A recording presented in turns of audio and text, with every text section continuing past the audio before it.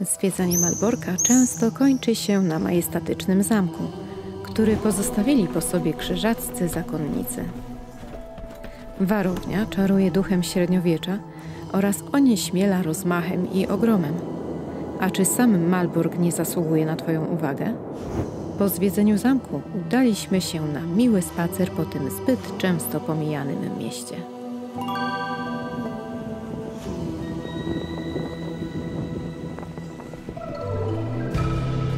Krzyżacka warownia to niemal obowiązkowy punkt dla każdego z nas, przynajmniej raz w życiu.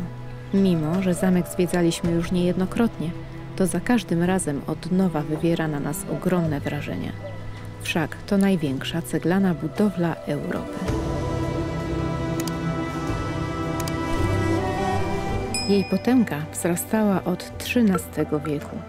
Wtedy to rycerze zakonu Szpitala Najświętszej Marii Panny Domu Niemieckiego w Jerozolimie, jak oficjalnie brzmi nazwa zakonu krzyżackiego, rozpoczęli go budować. Co ciekawe, w tym czasie ich stolica znajdowała się w Wenecji i dopiero w 1309 roku przenieśli ją tutaj. Przy okazji zapraszamy Was na nasz film z tego wspaniałego miasta. Od tego czasu zamek stale się rozbudowywał do niespotykanych wcześniej, a nawet i później rozmiarów.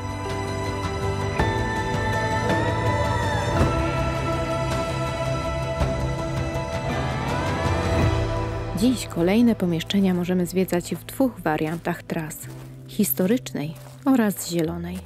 Pierwsza z nich to wyprawa z audioprzewodnikiem lub przewodnikiem na przynajmniej 3,5 godziny. Trasa zielona nie obejmuje komnat i wystaw. Jest przez to zdecydowanie tańsza. Ale z czystym sumieniem polecamy wybrać wariant z wnętrzami, bo średniowieczny przepych osiągnął tutaj swoją szczytową formę nie tylko w bryle zamkowej, ale również w rzeźbach, zdobieniach i nowinkach technologicznych. Jesteśmy w wielkim refektarzu, sala wielka, atrakcyjna, no i mamy przykład ciekawego ogrzewania podłogowego. Pod posadzką znajdują się rozgrzane kamienie, a gdy się otwierało poszczególne wloty, po prostu ciepło uciekało do góry, ogrzewając pomieszczenie.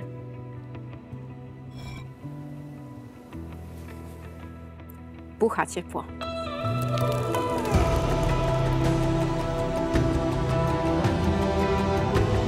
W czasach świetności na zamku mieszkało co najwyżej 70 braci zakonnych.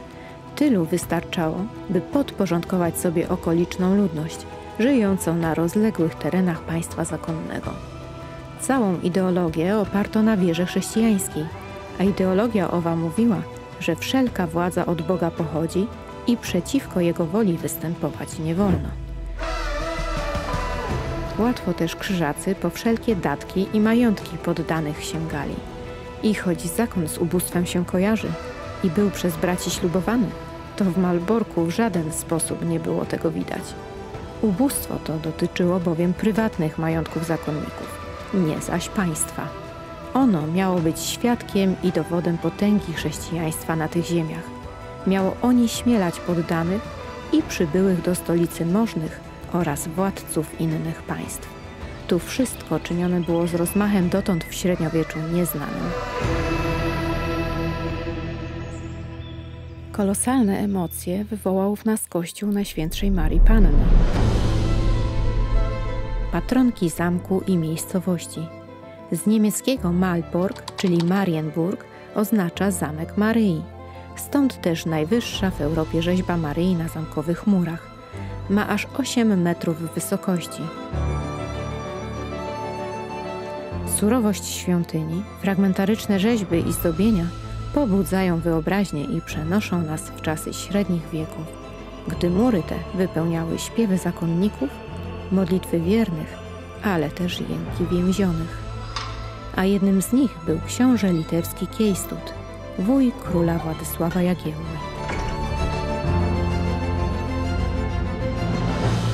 Uczty, przyrządzane pod największym w świecie okapem, także były niesłychanie wystawne. Smaku ich kosztował nawet król Kazimierz Wielki, co uwiecznił kronikarz pisząc: tego króla wielki mistrz ze czcią podejmował, nigdy wcześniej w kraju tak nie było. Niecałe 50 lat później wybuchła wielka wojna pomiędzy zakonem a królestwem Polski.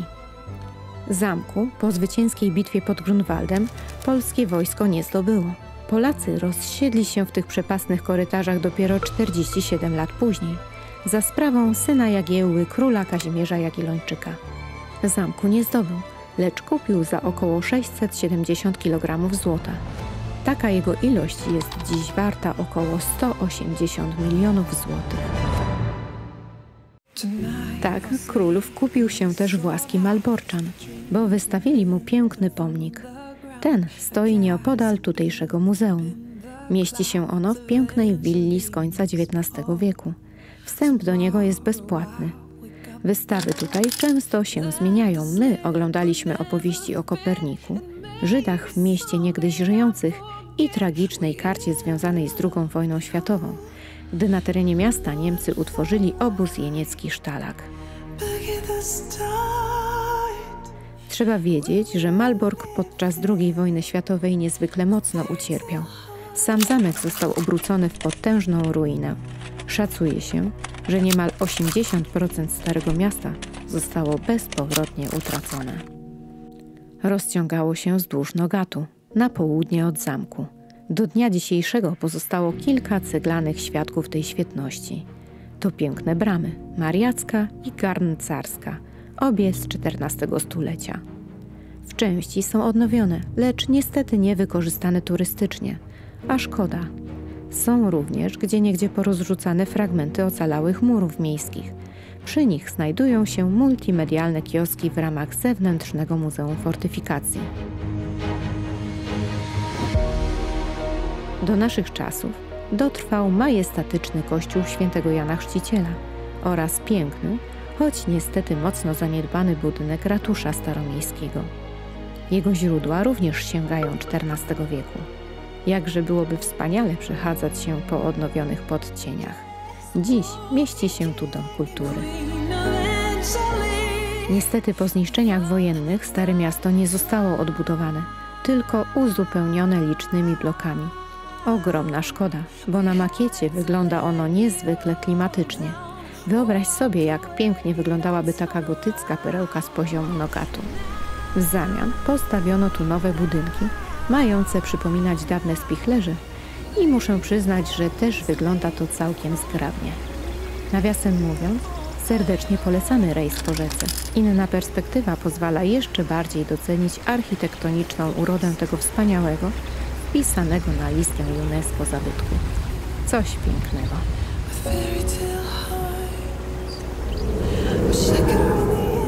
W Malborku znaleźliśmy też atrakcję rodzinną. To dinopark, w którym nie tylko dinozaury, ale i smoki, owady czy grzyby znajdziemy. Fajna, edukacyjna atrakcja dla dzieci, a rodzice mają chwilę spokoju. Około 40 dinozaurów czeka na tutejszej ścieżce edukacyjnej, wijącej się wśród drzew. Wiele z nich jest ruchomych, co potęguje frajdę u dzieci. Ta sięga zenitu, gdy widzą potężne smoki. Niektórzy nazywają je potomkami dinozaurów. Oczywiście są też inne atrakcje, które najmłodszym na pewno przypadną do gustu. Niemal wszystkie są w cenie biletu. Są też zwierzątka, co zawsze jest na plus. Przyznamy, że Malbork nas pozytywnie zaskoczył, choć czuć tutaj niewykorzystany potencjał. Następnym razem, gdy odwiedzisz Krzyżacką Warownię, wybierz się też na spacer po mieście. A jeżeli zamków Ci będzie mało, to polecamy nasz film po innych gotyckich warowniach. Zostaw łapkę w górę i pozdrawiamy.